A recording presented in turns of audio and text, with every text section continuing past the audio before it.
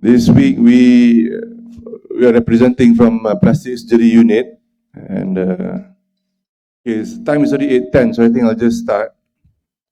Okay, I'd like to introduce my panelists. My team is Dr. Mukhlis, medical officer from Plastic Surgeri. Dr. Wani Izzah is a general surgery master student who is currently doing rotation in the unit. We have a special invitee, Dr. Fadzlina binti Abdul Karim, who is a specialist of Maksilofasial Prostodontis. The title today is I Thought It Was Just a Mole, and this is such a benign sounding exclamation which I think will be quite commonly heard by all of you. If you're a student, you will be hearing this in your practice later on. And so to kickstart, I invite Dr. Mukhlis to present the case.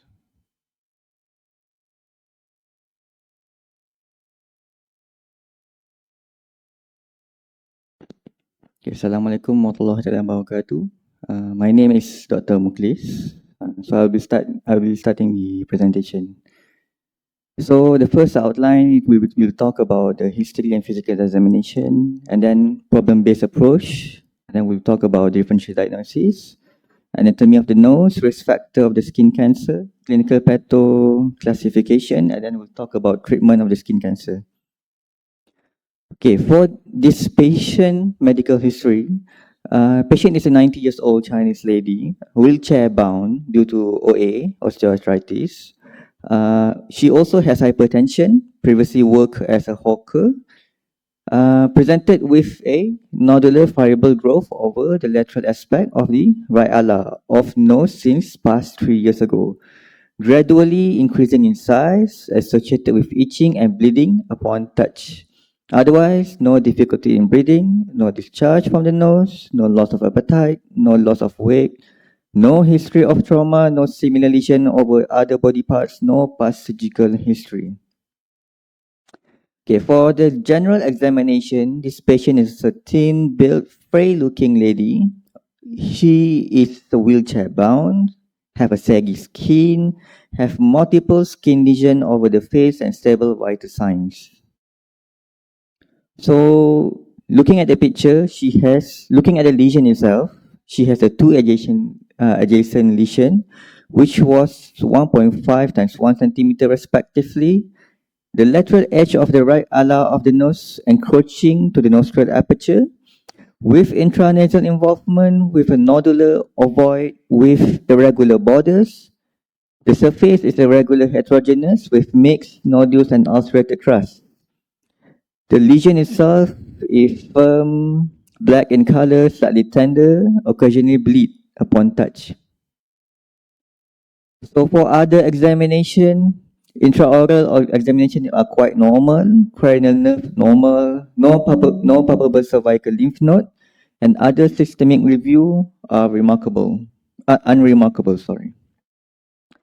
So when you see this lesion, you will think of, is it a benign lesion or is it a malignant lesion? Okay, so for a skin lesion, it can be a benign or malignant. For a benign, it can be a typical nevus, it can be a pyogenic granuloma, or it can be a seborrheic keratosis. For a benign to malignant, a borderline skin lesion, it can be a keratoacanthoma. Okay, so for malignant skin lesion, it can be a basal cell carcinoma, squamous cell carcinoma, macro cell carcinoma, or it can be a sebaceous carcinoma and malignant melanoma. Okay. I will give the mic to Dr. Adzim.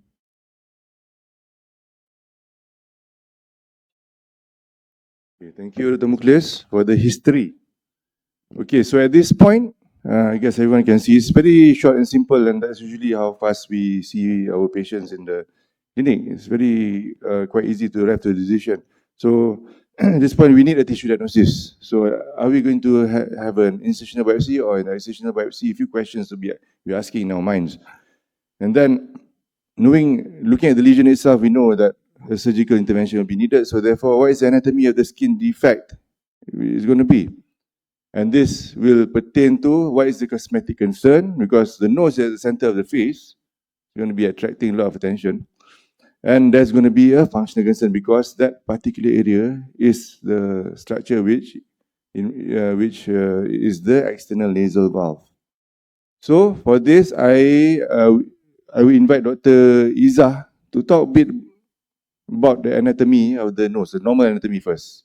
All right, Izzah. Okay, thank you, Mr. Adzim.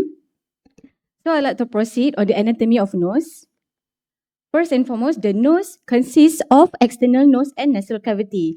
So in relevance to our case study today, I would like to focus on external nose. External nose is a pyramidal projection of the face. It has tip, the dorsum, or also known as nasal bridge, and then the root, or also known as radix. And then we have the ala of nose, which is the wing of nose, bounded inferiorly by a pair of nostrils. So this is a transparent lateral view of the nose, just showing the anatomy. Here is the radix, nasal bone, rhinion is the bridge between the nasal bone and also the cartilage. And we have upper lateral cartilage, and then lower lateral cartilage over here, which made up from middle crust and lateral crust. So first layer of the nose is the nasal skin. The thickness actually varies. It depends on the patient's skin type and also the anatomy side. So usually the skin is thick over the nascent and supratip, which is at the end of the nose, in view of all the sebaceous gland and everything. And then usually it's a bit thin over the nasal bone and also over the upper lateral cartilage region.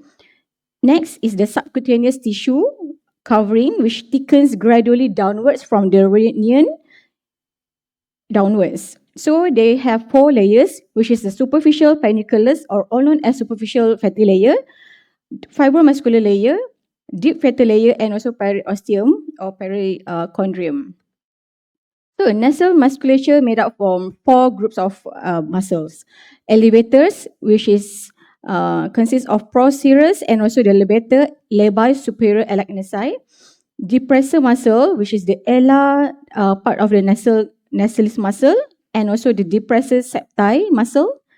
And then also compressor muscle, which is the transverse part of the nasalis here. And then the compressor narium minor muscle, and dilator of the nostrils, dilator naris muscle. Next is the bony pyramid of the nose. It actually consists of paired bone of visual cranium located in between the 2 frontal processes of maxilla, forming the nasal bridge over here. So function basically is to form the nasal cavity, nasal bridge, nasal aperture, and for some protection. The important thing that you have to know in the external nose is the also cartilaginous framework. It is divided into upper third and lower third.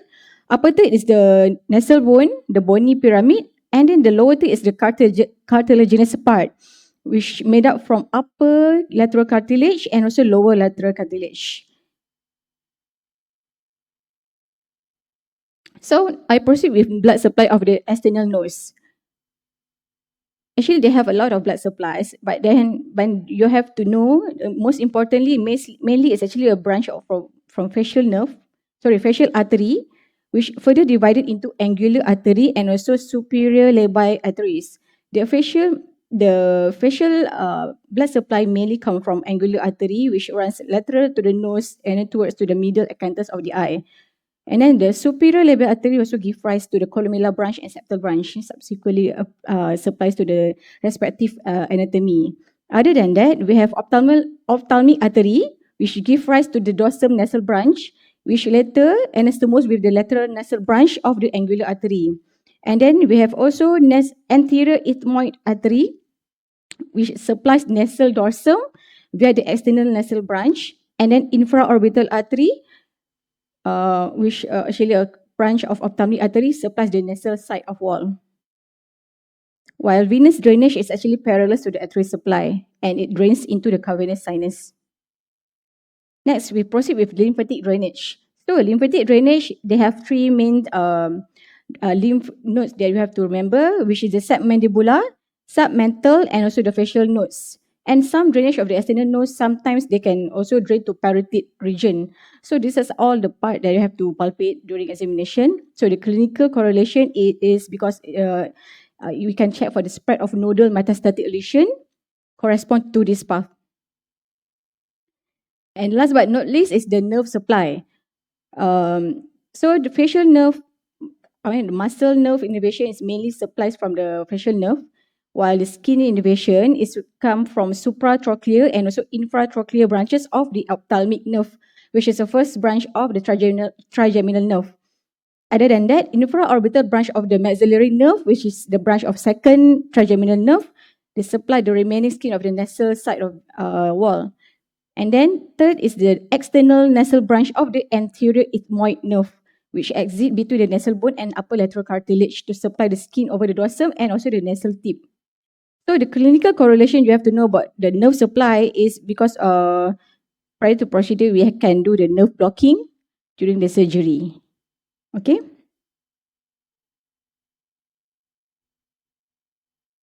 So I would like to return my mic to Mr. Adzim.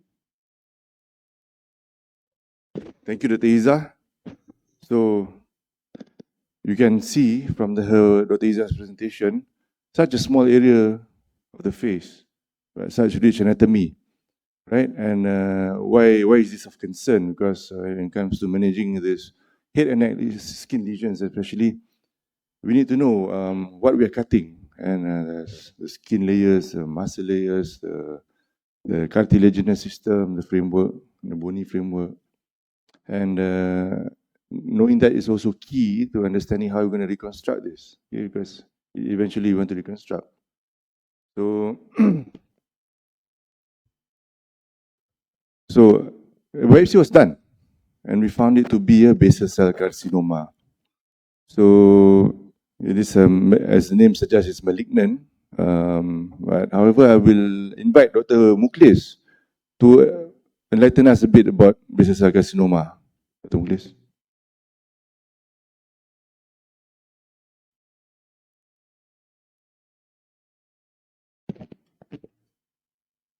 Okay, for basal cell carcinoma, it is the most common skin cancer, which is 5 times more common than the squamous cell carcinoma.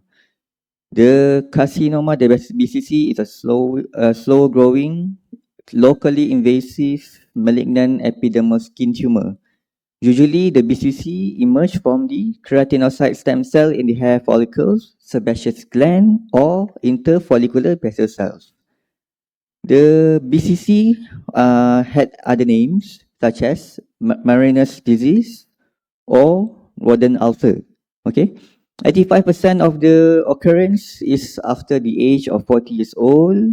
It occurs at the area of sun exposed, such as face, the head and neck, arms, and the dorsal of the hand. Okay. So what are the risk factors for the BCC or other skin cancer? So usually you can see this patient they have long exposure to the sun, exposure to the radiation, or have previous human papillomavirus HPV infection, or they have basal cell nevus syndrome or Guerin-Gott syndrome, or they have Behçet syndrome, or the patient itself usually immunocompromised due to they have transplant of previous organ. Okay. So for classification, subtype of BCC, usually you can see the common one is the top 3 classification. The other 2 is actually uncommon, but I think you should know. Okay. The first 3 common classification of BCC is a nodular BCC, which is the most common type of BCC. It's a cystic, pigmented, keratotic, and flesh-colored with telangiectasis. Okay. The superficial BCC, it is erythematous, well-circumscribed lesion, most commonly over the trunk and the proximal extremities. For the infiltrative, the margins are not defined as tumor infiltrate the dermis in between the fibrous collagen. So for micronodular, the uncommon one, usually the BCC is non-ulcerative. It's a well-defined margin. So for morphia form, it is firm in consistency, sclerotic plaque, and rarely ulcerate. Okay. So for other classification for BCC, we can divide it into two types, differentiated and the undifferentiated.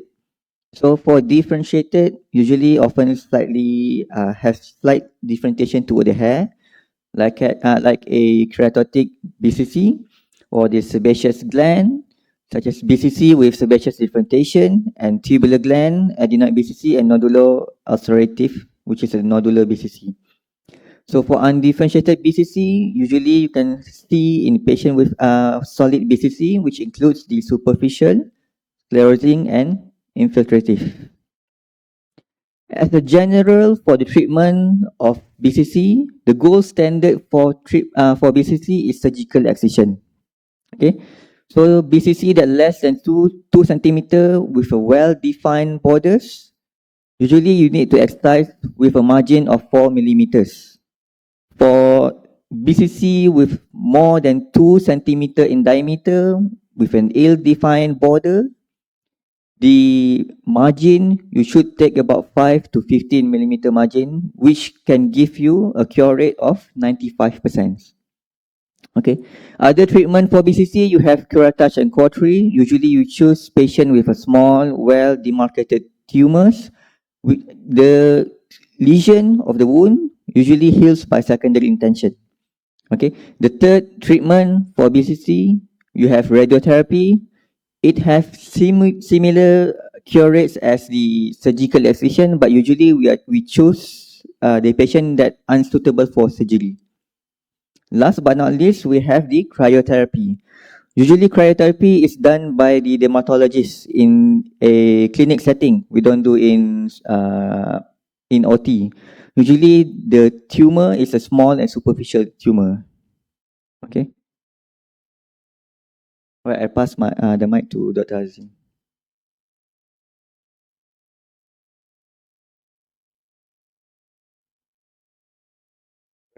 Thank you again, Dr. Mukhlis, for that quite detailed explanation of BCC. It's a very common tumor which we see in practice. I think in this hospital itself, this year, every year you might see about 40 to 50 lesions. We're operating on them. And so now, part of Dr. Mukhlis, he suggested, he gave us a myriad of treatments which are available, and the gold standard is surgical excision, which he mentioned just now is about 4 millimeters or maybe up to 5 millimeters. So I would like to walk the audience through what we did for this patient. Okay, first of all, we had in our mind the goals of reconstruction in this patient. As we excise it, we need to maintain the airway patency. As I said, it was the external nasal valve, and we need to replace the missing layers with similar tissue, as you'll see later. And we also want to minimize mobility. Remember, this patient is a 90 years old patient, and we want to optimize aesthetics, because what is function without aesthetics, right? So in plastic surgery, we have this tool called the reconstructive ladder. As you can see, these are options on how we choose what tools we have in our armamentarium to reconstruct. So the lowest rung is the most simple, and usually the most simple is good, it's easy to do, but might not achieve a good result. So as you can see, as we go up the ladder, we took this option which is called the local flaps. Okay, all right. So factors to consider: what tissue? We have the skin, we have the alar rim cartilage, we have the nasal lining. So what options we have to use to reconstruct it back? And in this patient, the age, she's 90 years old. She has some comorbids with her. She's quite frail looking. So we had to perform this under local anesthesia. I mean, that's the better option. Instead of putting a risk, a GA risk, okay? And also have to take into consideration her medications. If she's on blood thinners and such, it definitely cause a lot of bleeding. So when do we do this? We aim for immediate, and because when it comes to cancer, there's no waiting, right? Okay, another factor to consider when we are reconstructing the nose is the aesthetic subunit of the nose, which is described by Burgett and Menick, as you can see below. And the concept is, if you have a tumor residing in one subunit of this area, and if it's more than 50% of that subunit, you might as well just take out the whole subunit and reconstruct the whole thing. You'll look better. It'll just look better. And also, especially for us, we will get better tumor margin clearance. So as you can see in this photo, it's a right lateral ala to be, that's where the tumor resides. Okay. So this is the patient again. You can see the right ala, the whole of the right ala is a bit, it went a bit, encroached a bit on the cheek also, actually. So this is an operation table. You can see we have outlined the tumor. You can see in the picture we've marked it out, and then we took a 5 millimeter margin to achieve our surgical clearance, as I explained just now. But what you do not see in this picture is the part of the tumor which is inside the nostril, and therefore you can imagine that there's going to be a big hole, and okay. So there you go. The tumor is removed. Now we have about 4 times 3 centimeter of a defect now. And not only the skin of the ala just now, the whole ala subunit, but also a bit of the cheek, and the elasticity has pulled retracted the cheek a bit, so making the defect look bigger, okay, because of the elastic properties of the skin. And also notice that the nostril rim is gone, the cartilaginous framework, the lower lateral cartilage, which Dr. Izzah explained just now, is gone. And therefore, this nose will be prone to collapse, can fall in, disturbing the external nasal valve. So that's why we need to know all the anatomy. So also the intranasal lining, the lining which is in effect the lining inside, where there's some hair and olfactory endings. Okay, on this side here, this was our flap. This is our nasolabial flap, which we plan to use for reconstructing, covering the whole thing. Okay. And our strategy was to create that nostril framework, the cartilage which was gone. We took the patient's ear cartilage at the conchal bowl. It's about the same size as, was about 2 centimeters of worth of length from the back as a graft. Okay, so there you go. This is after closure. Okay, we covered the skin. The cartilage is inside here. I'm sorry, I should have taken a better picture. Sorry, I should have taken a better picture here. There's a cartilage inside here. Of course, you can see sandwiched with the buff skin, and inside there, the nasal lining also. We fold in the flap to create the nasal lining. Okay, this is the donor side. You see, it closes very well. Okay, and as you can see now, there's not much of asymmetry going on. It looks quite symmetry. The face still looks quite symmetry despite we so-called steal away tissue. Okay, not much of distortion of the face. So this image just depicts what I did. I put this purple looking thing is how I stuffed in the ear cartilage to have the nostril margin to hold it patent. So 2 days later she came in, the flap still looked quite okay, but 1 week later it had hematoma. So this is very common in reconstruction of the head and neck, and there's nothing to worry about actually, even though it looks worrying. Everything is bruised here. Look at the donor side here. It's all closed quite well, and like I said just now, there's not much of asymmetry on left and right. So 3 weeks later, his color has improved. Again, you can see the nasolabial fold, where we took away the tissue, the nasolabial flap, is quite similar to the contralateral side, right? And you can see it's patent because of the presence of the the cartilage graft from the ear, holding it in place. instead of it collapsing in. Okay, that cannot happen. There you go, 2 months later, she's nearly back to normal, right? Again, no facial asymmetry. See, the fold has been recreated again, right? There you go. The aperture is somewhat similar in size. Maybe loss of 1/3 of the true. This happens because some contracture might happen after reconstruction. For some patients who are compliant, we put in a stand to hold it patent for a few weeks just to hold it. Okay, but nevertheless, it's still patent. You see, it follows quite a harmonious curve from the normal side to the pathological side here, right? So I'm going to talk a bit about the nasolabial flap, and it's such a useful flap in my practice, and it's a very old flap. In fact, some people say it might have been described since 600 BC. That means it's 2,600 years ago. And there's this Indian surgeon in India, very well known in the plastic surgery world. His name is Sushruta. He wrote a book called Sushruta Samhita. And this book somewhat was the Bible of his time. How he did surgery during that time of no anesthesia is beyond me. I don't know how, but he did a lot of nasal reconstructions, especially because the case system of that time in India, the tile maker case, people who steal, when they're caught, the punishment is to mutilate the nose. So this kind man, Sushruta, he created ways to reconstruct it. Okay, it's still it's very popular flap among plastic surgeons and oromaxillofacial surgeons. It's very versatile. You can literally reconstruct any part of the nose, the ala, the tip, the dorsum. Can cover defects up to 3.5 cm or more.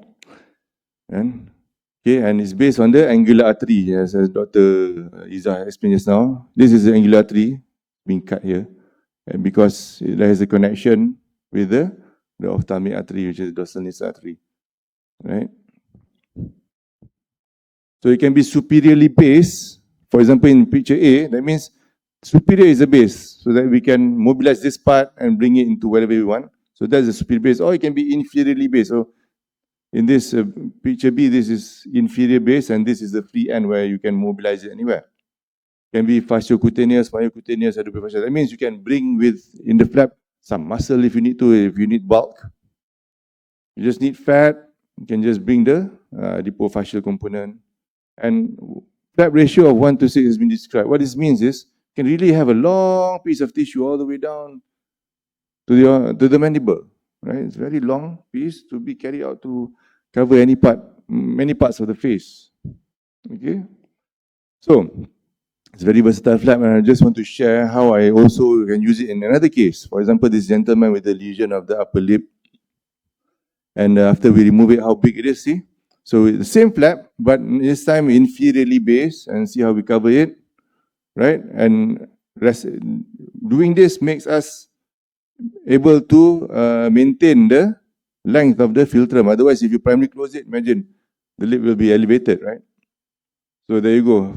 A few months later, relatively good facial symmetry still. Problem solved. Okay, this is another type of flap which we might use to reconstruct the nose. Also, this is also ala, but not much of the cartilage was removed. So we use a bilobe flap. This is another patient of ours, big BCC, also BCC. BCC is that common. Okay, and this time it's on the dorsum of the nose. And what tissue do we use? We use something from the dorsum also, up to all the way to the forehead, as you can see. And this patient, you see her here, she has a frown on her face. But after the surgery, the frown is gone, because this surgery has added benefit of giving a brow lift. So, yeah, this is how she looked like later. It's not too bad, right? Not too bad, right? Okay. So she's, yeah, so you can see that all the scars are not really that visible. Why? Because just now I showed you the picture of the aesthetic subunit of the face. If we respect this subunit, the scars will be somewhat hidden in the natural contours of the face, but it will be quite harmonious. That's what plastic surgery is about, trying to find the best architectural condition of the skin to make it less visible, to make the ugly things less visible, right? Okay, so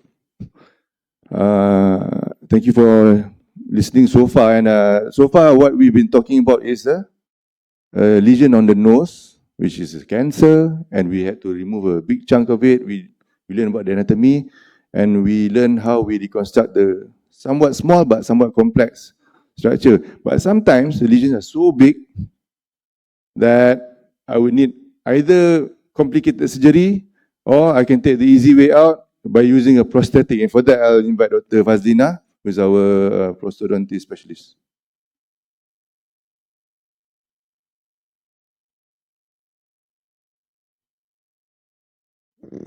Thank you very much, Mr. Adzim. So, if the surgical intervention or surgical reconstructive cannot not be the option for the patient, what we can offer to the patient?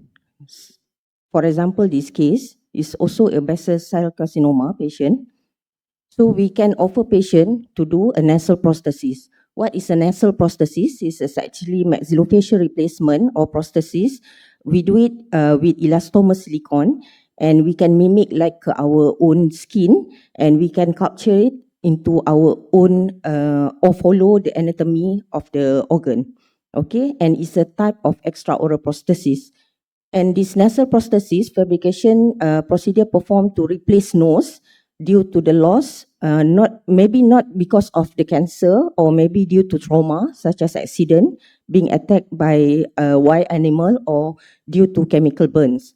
And the purpose for replacing to do the nasal prosthesis is to replace the missing nose or organ and helps patient to deal with feeling of inferiority complex due to their disability, so patient can go back to the society. This is the procedure to do the nasal prosthesis by taking the impression using a special material which have in our department. And the most important during the impression taking is to ensure the patient can breathe through the mouth. And then this silicone nasal preparation will be do in the clinic and also in the laboratory in our makmal teknologi pergigian. And with the mold from the impression, we will sketch or do the sculpting of the nasal prosthesis by the wax. And from the wax, we will do the try-in to the patient face and take a skin color matching before we process it or transform it into a silicone. Sorry, this is the step-by-step procedure. Taking the impression with the mold, we do the sculpting, do the try-in process, on the patient face. We look at many angles from the anterior, superior view, and then we do the skin color matching according to the skin color of patient, and we deliver the prosthesis after we transform from the wax pattern to the silicone. And the silicone, we can mix the color internally, meaning that before the processing, similar or with the base color matching of the patient's skin, and we can top up with external coloration, like doing a makeup artist technique. Okay. This is an example of the nasal prosthesis after partial rhinectomy due to basal cell carcinoma. We can see here, this is the defect of the patient, and there is some exposed bone here. And then we must make sure that it's free from tumor and the defect is clean. And we perform the base of the nasal prosthesis using acrylic plastic to make sure that the position of the nasal prosthesis is intact. And then this is the sculpture of the nasal prosthesis using a wax, and this is after we transform into silicone. So we can see there is a little bit quite similarity, but for this patient, due to the coverage before the nasal prosthesis using a very strong plaster, so there is there is difficult to get a similar skin color, but then after quite some time, the skin color become better. Okay. Other example of nasal prosthesis for post partial rhinectomy. This is just a simple resection of the tumor. I think this patient is we do the nasal prosthesis as a temporary because patient will undergo the secondary reconstruction. But I don't have the picture after the secondary reconstruction. Other example, this is also my case with Mr. Adzim for basal cell carcinoma after the white excision, and then the option for the patient is with nasal prosthesis because patient don't want to do the rotational forehead flap, and this is the result after we give the nasal prosthesis after with external coloration. Other example, this is actually a partial rhinectomy, but we do a full coverage of nasal prosthesis due to the collapse of the ala on the left side. So we try to open up the ala, the nostril, so the patient can breathe well after by using the nasal prosthesis. Okay, and normally I will ask a patient to use a spectacle to enhance the retention and also to camouflage the prosthesis. Other example, post-total rhinectomy, and this is before external coloration. This is after external coloration. We can get similar and following the nasolabial area, and also patient enhance the prosthesis with spectacle. Another example for post-total rhinectomy is also after external coloration, we can get more what we call more aesthetic for the patient. This is 3 cases referred by ENT and also plastic and reconstructive surgery. This is actually a combination with denture. So we try to build up back the molding of the upper lip, and also we do the nasal prosthesis for the patient. This is the case, the first case that I show you just now, and this is and this is the result. Okay, and this is not due to basal cell carcinoma, but due to road traffic accident. So we can help patient to gain confidence, and also patient can go back to society and do whatever their routine work. Another example is actually combination, the upper denture and also the nasal prosthesis. For this case, we in the first place, we get a case.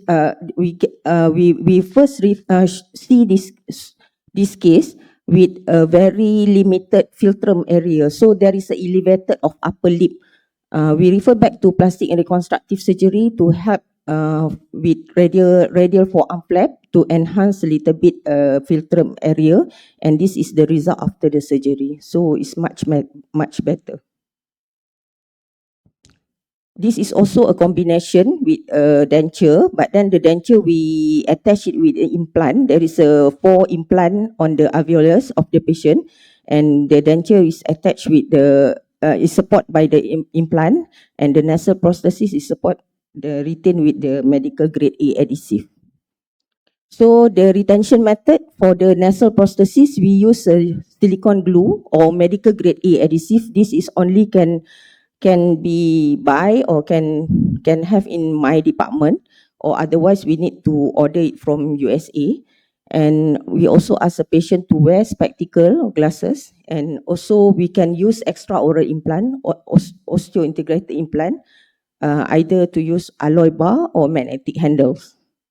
So for this example is the alloy bar. There is a bar here, and there is a clip at the back of the nasal prosthesis to attach on the bar of the implant. Other example of nasal prosthesis with implant supported or attachment. So there is a three clip here, 1, 2, 3, which attach at the back of the nasal prosthesis. So it's easier for the patient to just plug in the prosthesis.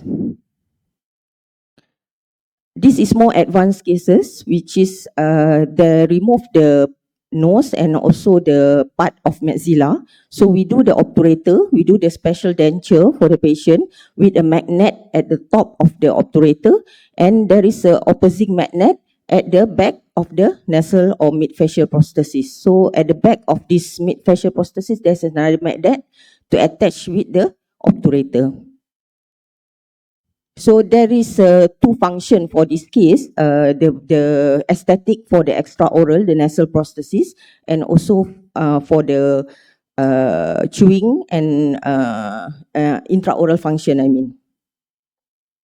Other advanced cases, missing maxilla, almost total of the maxilla, and also the nose. So we do denture, we do the obturator with, with 3 magnet here, and there is a opposite magnet at the back of the nasal or mid-facial prosthesis. And sometimes we camouflage the prosthesis by adding a hair or mustache for the patient, so it will look more naturally. Other example of advanced cases, this patient come all the way from Sungai Petani. We do the denture, the special denture with the opening of the nostril air or airway passage, and then there is a magnet that attached at the back of the mid-facial prosthesis, and also we add a little bit of hair to camouflage on the vermilion border of the lip. Another example, this is due to acid attack. There is a combination orbital and nasal prosthesis after the plastic and reconstructive surgery have a maximum what we call serial surgery for this patient. So patient cannot afford anymore. So this is the other option for the patient. So thank you very much.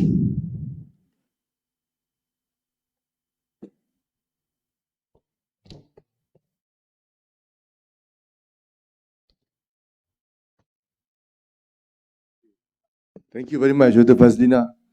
So you can see the wide variety of treatment available, and they're all available here in UKM. Okay. So I guess today's CPC is to enlighten everyone, I guess, on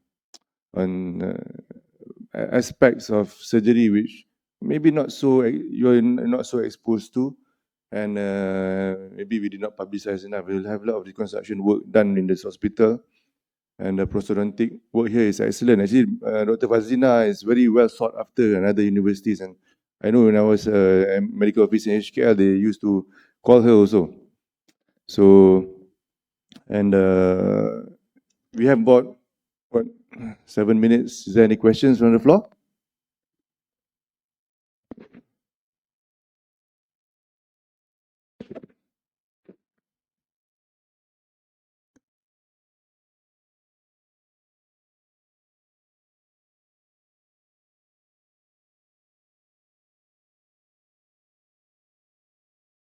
Okay, I take it as none. I think after this, there's going to be the Kahoot questions. And if anyone is interested to just have a look at plastic surgery cases, we have our clinics every Wednesday evening today, actually, Wednesday afternoons. And usually for the students, you can see a lot of lump and bumps, right? And okay, with that, thank you very much for listening. And thank you to my panel, all Dr. Mukhlis, Dr. Izzah, and Dr. Fadzlina. Okay, till next time.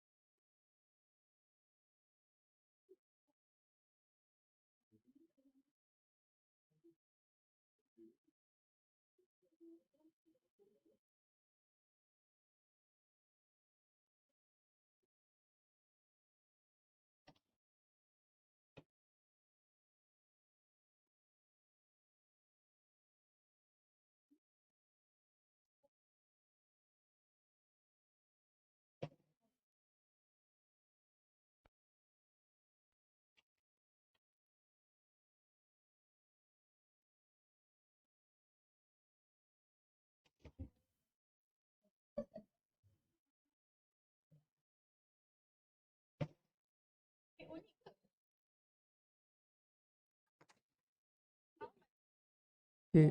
Untuk undergrad boleh main quizzes seperti biasa Gunakan nombor metrik. Sekejap je, mungkin 2 minit macam tu je. Terima kasih.